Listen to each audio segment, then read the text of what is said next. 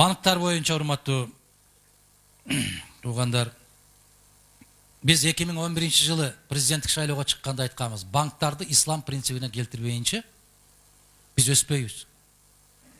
Биз үстөк берип, үстөктөн алган акчанын арам экендигини билмейинче биз өспөйбүз. Береке болбойт. Араб өлкөлөрү ислам принциби менен иштеп аткан банктар эмне үчүн байып атат? Береке. Алар эмнеге иштеп атат? Тең шерикке иштеп атат. Тең шерик дегенди түшүнбөй калдыңар азыр жаштар. Аксакалдар билет тең шерик дегенди. Себеп жаштардын көбү кетменди да кармай элек да. Кетмен кармай элек да, чындыгында айтканда. Тең шерик деген бересин акчаңды, дыйкан менен келишим түзөсүн, ушул жерден 10 тонна жүгөрү алам деген болсоң, 10 тоннанын 3 тоннасы меники деп келишим түзөсүн. Же 4 тоннасы меники деп. Жер сеники, каражат меники, мээнет сеники, пайда тең деген түшүнүк бул. Бул үстөк эмес. Бул мээнет. Мына ушул түшүнүккө барышыбыз керек. Өткөндө мен бир сөз айттым эле, ушул кредиттерди кечмейинче биздин башыбыз көтөрүлбөйт, жүрөгүбүз ордуна түшпөйт, биз эркиндикти сезбейбиз деп. Заматта бирөө жазып чыгыптыр. Кимдин эсебинен кечет экен? Сенин айланайын, сенин. Биз бирөөлөр ушулар өстүрүп кетсин, ушулар кетсин алга карай деп берген акчаларынан алып, соода түйүндөрүн курган эмеспиз биз. Биз ресторан же болбосо супер гипермаркеттерди курган эмеспиз айланайында.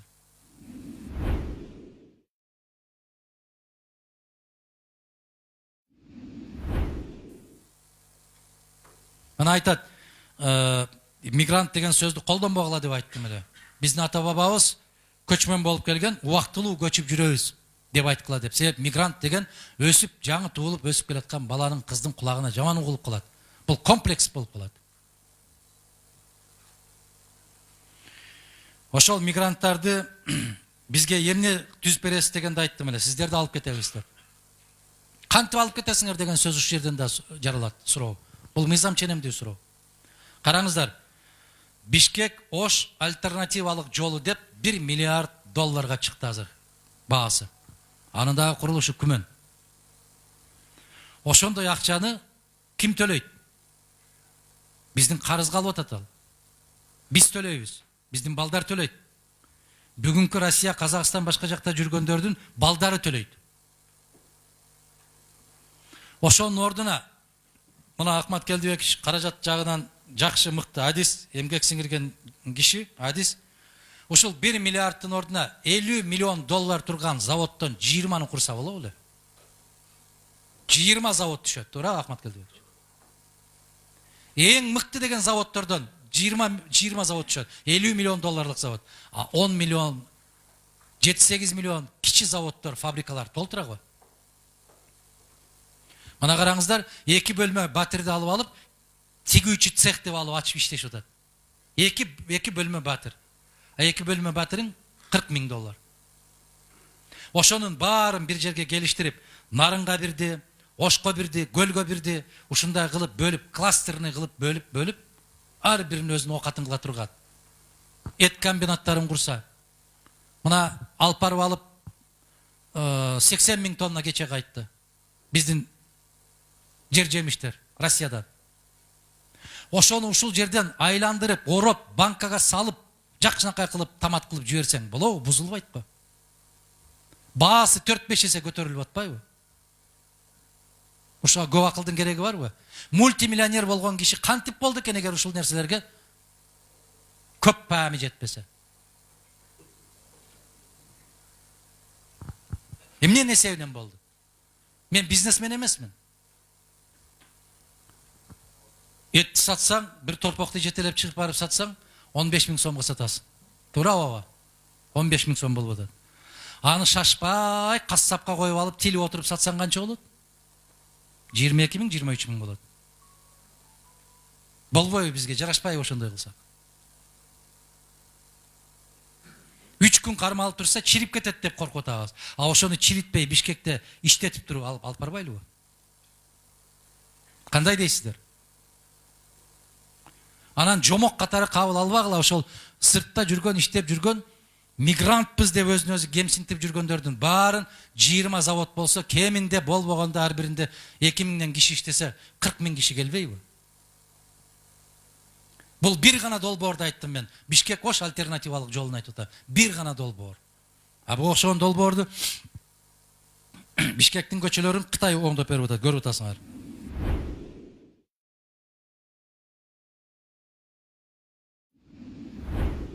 Билим берүү жагында биз ондогон жылдар бою какшап келатабыз. Толугу менен мамлекеттик көзөмөлгө алыбыз керекпиз.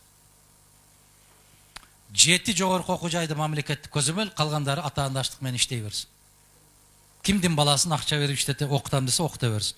Бирок баягы 7 окуу жай, жогорку окуу жай мамлекеттин көз алдында болуш керек, карамагында болуш керек. Урматтуу замандаштар, биз билбей атабыз бир нерсени. Биздин жогорку окуу жайларда балам окуп атат, кызым окуп атат, баланчынын кызынан кем калбады, түкүнчүнүн баласынан кем калбады деген менен билим деңгээли төмөн. Эч нерсе билбейт. Мына жерде дагы азыр студенттер отурасыңар. Кечирип гана койгула мени. Пифагордун таблицасын 3 саат ойлоносуңар кээде. Мына кече базардан соода кылып атып, бир кыз отуруптур. 100 сом берсем, 87 сомдук бирдеме алып, 100 сом берсем, издейт, чукуланат, эмне калькулятор таппай атат. Мен айттым, кызым, 13 сом кайтат акча десем, мени карап туруп турбайсызбы деп койду. Урушат мени кайра. Цифралары өчүп кеткен бир калькуляторун таап чыкты баягы жашыктын ичинен. Ошону менен эсептеди карап отуруп. Анан 13 сомду берди.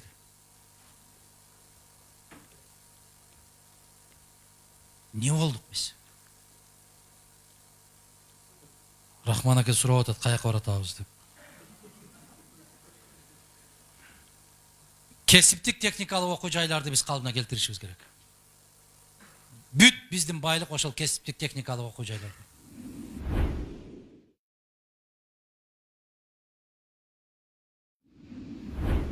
Маданият тармагында кыргыз киносун мамлекеттик заказга өткөрүшүбүз керек, 100%. Колуна баягы камера көтөргөндүн баары кино тарткан токтотушубуз керек. Сырттан кол чаап эле маймылга окшотуп бир нерсени тартып койсо, сырттан кол чапса, тиги фестивалга барып келдим, бул фестивалга. Бул деген улуттук намысына шек келтирүү деген болот. Бүт жапайычылыкты тартса, алар кол чабат, күлөт. Анан биздикилер кубанат. Мамлекеттик идеологиянын көтөрө турган гана кинолорду мамлекеттик буйртма менен тартышыбыз керекпиз. Ошондо көтөрүлөт дух. Себеп жаштар китеп окубай калды. Жок дегенде тарыхын ошол кинолор аркылуу көрсүн. Россияны, ОРТны көрүп атканыңыздар, көрүп атасыздар, «Забытые вожди революции» деген цикл жасады. Ворошиловду, Дзержинскийди, Фрунзени, Ждановду, Каганович бүт баарын жасап чыкты. Берияны, Абакумовду. Эми 25 жыл тепкилеп келген тарыхын көтөрүп алып, шыпырып, баягы Сталин айткандай чаңдарын сүртүп, кайрадан эң бийик жерге коюп атат. Себеп ошол азаматтар выдающиеся государственные деятели деп. Мамлекеттин мыкты ишмерлери деп эми көтөрүп атат. Эми 25 жылдан бери ошону жаман деп койгон кишилердин кантип жүрөгүнөн сууруп аласыңар ошо СССРдин тарыхы жаман дегенде. Украина эмне болуп атат? Кадимгидей жаштарынан сурасаң, Сталин кол салган экен, Гитлер бизди коргогон деп сүйлөп атат. Укпай атасыңар баны. Эгер биз ушул жол менен барсак, эртең кыргыздар кайсы жолго барабыз билесиздерби? Кудай сактасын деген жолго барабыз. Улуттук деңгээлдеги театрлар менен мамлекеттик оркестр, би ансамбльдерин кайрадан ордуна коюшубуз керекпиз. Сырттан конок келсе, башта авирибизди Самареже, Токтакулова, Керим Турапов, мына ушулар жабат эле. Азыр ким жабат? Алар кетип бартат пенсияга. Ким жабат эми? Муну Рахман аке айткандай, куйручукка окшогон куудулдар, Шаршенге окшогон куудулдар чыгып, кыргыз мамлекетинде сатира театры жок. Себеп сатирадан коркот. Чымчыйт да, чалкан. Мына ошол нерселердин баарын ордуна келтирмейинче биз маданият тармагын көтөрө албайбыз. Эми карап көргүлө, 10-жылдан бери карай бир дүйнөгө атагы чыккан бирөө келип концерт койдубу Кыргызстанда, Бишкекте? Мадумаров эмне кылып койдуң дегенден башка суроо бере албагандарга жооп берейин. Биздин кезибизде жылына жок дегенде 3 дүйнөлүк масштабтагы инсандар келип Бул жерде гастроль болчу. Пявко келчү. Бизде Евгений Дога келчү. Кобзон келчү.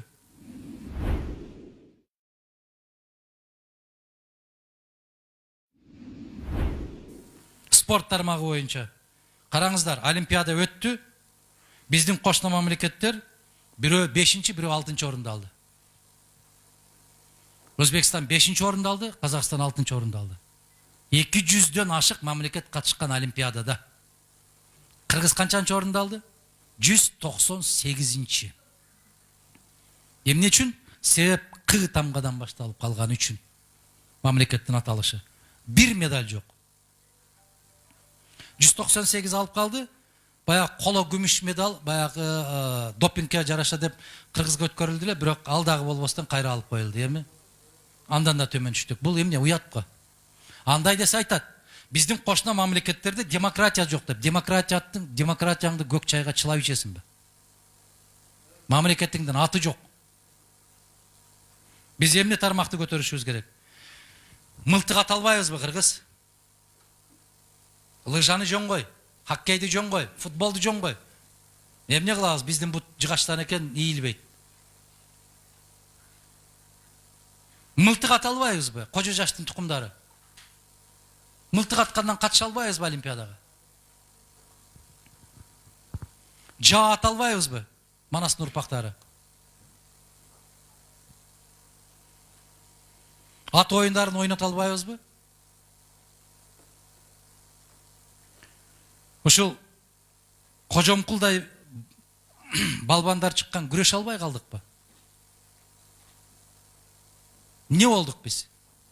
Күрөш, штанга көтөрүш, жок дегенде жүгүрүштөн чыга албайбызбы, Кыргыз күлүк? Сатыркулдар жокпу? Мына ушул 5-6 гана түрү менен катышыбыз керек. Баягы өрдөккө теңелип, кагазга теңелип, өрдөктүн буту сыныптыр деп бизге баягы жарашпаган оюндарды токтотушубуз керек. Эмне дейсиздер? Пайда жок, акча кете берет, пайда жок. Андан көрө ошонун баарын жыйнап, балбан билек, темир билек азаматтарга берген болсо Кыргызстан желеги көтөрүлөт кошул Олимпиадада.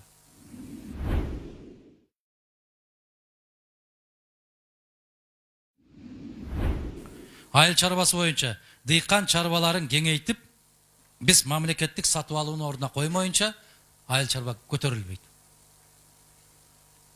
Ал боюнча биз мыйзамды кабыл алган элек кезинде. Мамлекеттик сатып алуулар боюнча. Тоо-кен өнөр жайын 100% мамлекетке алмайынча алтын чыры бүтпөйт. Алтын чыры да бүтпөйт, көмүр чыры да бүтпөйт, темир чыры да бүтпөйт. Тоо-кен өнөр жайын 100% мамлекетке алышыбыз керекпиз. Мына Англияда акырындап келип туруп баардыгын өзүнө алмайынча алар токтогон жок. Көрөсүздөр, Россиядагы бара ушуга барат. Андан башка жолубуз жок.